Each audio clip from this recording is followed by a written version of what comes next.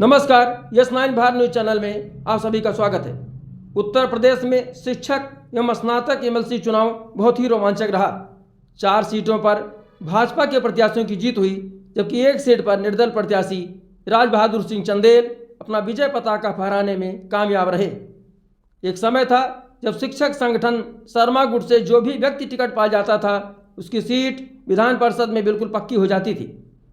लेकिन ये समय का तकाजा कहा जाए या कुछ और, परिस्थितियां बदलती चली गईं। शिक्षकों के हाथ से राजनीति मुट्ठी में बंद रेत की तरह फिसलती चली गई। जब हाथ खोला गया तो उसमें सिर्फ सूनापन नजर आया। भाजपा प्रत्याशी की सबसे बड़ी जीत गोरखपुर फैजाबाद स्नातक क्षेत्र से देवेंद्र प्रताप सिंह को प्राप्त हुई। उनके प्रतिद्वंदी सपा प्रत्याशी कहीं भी किसी भी एंगल से लड़ाई में नजर नहीं आए। कुछ प्रत्याशी तो 100 का आंकड़ा भी नहीं पार कर पाए। उनकी लड़ाई सिर्फ औपचारिकता निभाने तक सीमित रही। इस चुनाव में सबसे बड़ी बात जो देखने को मिली, उत्तर प्रदेश के माध्यमिक विद्यालयों में कार्यरत तदर्थ अध्यापकों ने इस चुनाव को अपना मानकर जी जान से मेहनत किया। जिस भी स्थान से उनके पसंद का कैंडिडेट लड़ रहा था, तदर्थ अध्यापकों ने तन मन और धन से अपने कैंडिडेट को जिताने में पूरी राजनीतिक ताकत झोंक दिया।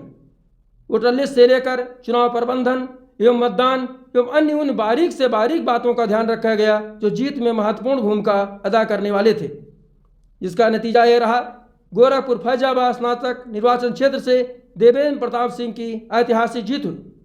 शर्मा गुट अब केवल अपने अस्तित्व को बचाने की लड़ाई लड़ रहा है। उनके राजनीतिक किले में उसी दिन दरारें पड़नी शुरू हो गई थीं जब उस गुट ने अध्यापकों की नियुक्ति को लेकर क्लासिफिकेशन करना शुरू कर दिया था। शिक्षक संगठन का सिर्फ एक काम होता है, किसी भी तरह का शिक्षक हो उसकी लड़ाई हर मोड़ पर हर समय लड़ी जाए। अगर शिक्षकों के बीच में ही भेदभाव करके उन्हें बांटने का काम किया जाएगा तो परिणाम इसी तरह के ही आएंगे। कानपुर शिक्षक खंड सीट पर राज बहादुर सिंह चंदेल ने शानदार जीत दर्ज करते हुए भाजपा प्रत्याशी को तीसरे नंबर पर ढकेल दिया। पुरानी पेंशन, तदर्थ अध्यापकों वेतन भुगतान, स्नातक बेरोजगारों को रोजगार देने के मुद्दे पर विधायक देवेंद्र प्रताप सिंह और राज बहादुर सिंह चंदेल ने सदन से सड़क तक जोरदार ढंग से संघर्ष किया। ये दोनों नेता सदन में काफ़ी देर तक शिक्षक हित में संघर्ष करते दिखाई दिए थे। उनके भाषण में उनका आक्रामक तेवर साफ दिखाई देता है। उसी संघर्ष का नतीजा रहा कि प्राथमिक विद्यालयों के शिक्षक, माध्यमिक विद्यालयों के अध्यापक एवं शिक्षक संगठन ने भी देवेंद्र प्रताप सिंह का पूरी शिद्दत के साथ समर्थन किया, जिससे स्नातक निर्वाचन चुनाव में देवेंद्र प्रताप सिंह ने भाजपा प्रत्याशी के रूप में एक तरफा जीत हासिल की। सर, पूरे प्रदेश में तदर्थ शिक्षकों की वेतन भुगतान की बड़ी समस्या है। कुछ जिलों में डीआईएस जुलाई अगस्त तक का पेमेंट किए हैं, लेकिन कुछ जनपद में अभी केवल जून ही पेमेंट हो पाया है। जबकि माननीय मंत्री जी ने सदन में स्पष्ट कहा था किसी भी शिक्षक का वेतन रोका नहीं गया है। तो क्या अब अधिकारी सरकार से ऊपर हो गए?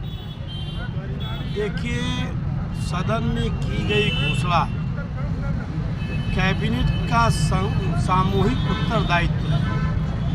मंत्री जी ने जो घोषित किया वो पूरी कैबिनेट ने कहा है।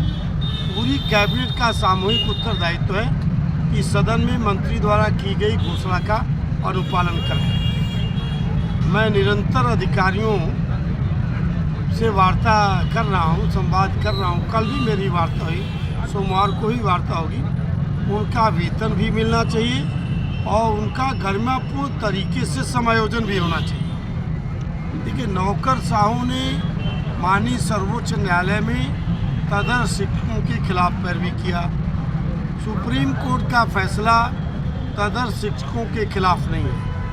सुप्रीम कोर्ट अपने पहले पैरे में कहता है, फैसले के पहले पैरे में कहता है कि हम तदर्थ शिक्षकों को बाहर करने की मंशा नहीं रखते। दूसरे पैरे में सुप्रीम कोर्ट कहता है इस घांच पांच की स्थिति के लिए हम सब जिम्मेदार। सरकार जिम्मेदार क्यों? शिक्षक नहीं दे पाई। भर्ती बोर्ड जिम्मेदार क्यों? शिक्षक भर्ती नहीं कर पाया। हाई कोर्ट स्वयं, सुप्रीम कोर्ट स्वयं को जिम्मेदार मानता कि हमने पेमेंट का ऑर्डर किया। सरकार को निर्देश दिया 142 में कि सरकार कोई प्रोसीजर एडॉप्ट करे। आधा अधूरा प्रोसीजर एडॉप्ट किया गया। 16 या 11 वालों को एग्ज़ाम का अवसर दिया गया शेष को पूछा नहीं गया। तो किसी फैसले का आंशिक भाग लागू कर सकते हैं और आधा नहीं लागू कर सकते हैं, ये मनमाना पूर्ण रवैया है अधिकारियों का। लेकिन मेरी कोशिश है, मेरे पास विजन है, इन शिक्षकों की समस्या का समाधान मेरी सर्वोच्च प्राथमिकता है।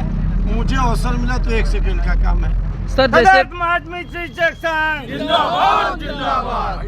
सर जैसे पड़ोसी जिले में जुलाई अगस्त का पेमेंट हो गया, लेकिन गोंडा जनपद में डीआईएस महोदय अभी जून का ही पेमेंट किए हैं, तो क्या ये डीआईएस की मनमानी मानी जाए कि सरकार की नीतियों का जानबूझ के अनुपालन नहीं करना चाहते? डीआईएस की मनमानी है, अधिकारी सुप्रीम कोर्ट के फैसले की मनमानी व्याख्या करते हैं, वरना अधिकारी लिखा पढ़ी में आदेश देते तो कौन अधिकारी मानता नहीं।